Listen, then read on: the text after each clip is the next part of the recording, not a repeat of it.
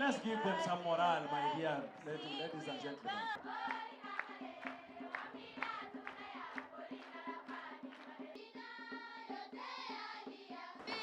And for this initiative to succeed, it is crucial that we all continue to work together.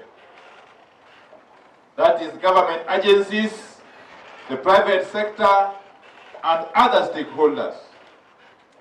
I am more than confident that through our combined efforts, we can be able to bring cleaner, safer, and more efficient cooking solutions to all corners of this country, benefiting every Kenyan, one school at a time. So as I conclude, I wish to thank all of you for your continued support towards this important initiative.